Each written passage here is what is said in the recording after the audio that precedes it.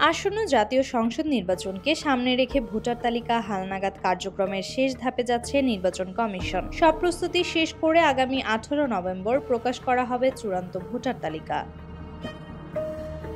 সোমবার নির্বাচন কমিশনের নির্বাচন সহায়তা শাখার উপসচিব স্বাক্ষরিত এক প্রজ্ঞাপনে জানানো হয়, খসড়া ভোটার তালিকার ভুল ত্রুটি সংশোধনের জন্য 65টি সংশোধনকারী কর্তৃপক্ষ গঠন করেছে ইসি। প্রজ্ঞাপনে বলা হয়, 2007 সালের 31 অক্টোবর তারিখকে ভোটার হওয়ার যোগ্যতার মানদণ্ড ধরে দাবি ও আপত্তি নিষ্পত্তির কাজ সম্পন্ন করবে এই কর্তৃপক্ষগুলো। ইসি সূত্রে জানা গেছে, আগামী 1 নভেম্বর প্রকাশ করা হবে খসড়া ভোটার তালিকা। এরপর 16 নভেম্বর পর্যন্ত চলবে দাবি, আপত্তি ও সংশোধনের আবেদন গ্রহণ। সব আবেদন 17 নভেম্বরের মধ্যে নিষ্পত্তি করে পরের দিন 18 নভেম্বর চূড়ান্ত ভোটার তালিকা প্রকাশ করবে নির্বাচন কমিশন।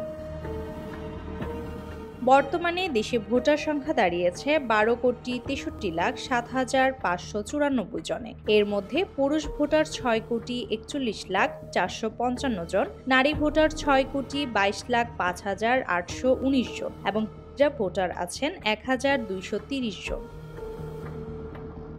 চূড়ান্ত তালিকা প্রকাশের পর শুরু হবে নির্বাচনী প্রস্তুতির মূল ধাপ। ভোট কেন্দ্র নির্ধারণ, প্রার্থীদের মনোনয়ন এবং নির্বাচন তফসিল ঘোষণার আগে এই তালিকাই হবে দেশের ভোটার নির্ধারণের সবচেয়ে গুরুত্বপূর্ণ দলিল। সঠিক তথ্য যাচাই করে নাম অন্তর্ভুক্ত আছে কিনা তা নিশ্চিত করে নাগরিকদের ইসির নির্দেশনা মেনে চলার আহ্বান জানিয়েছেন নির্বাচন কমিশন।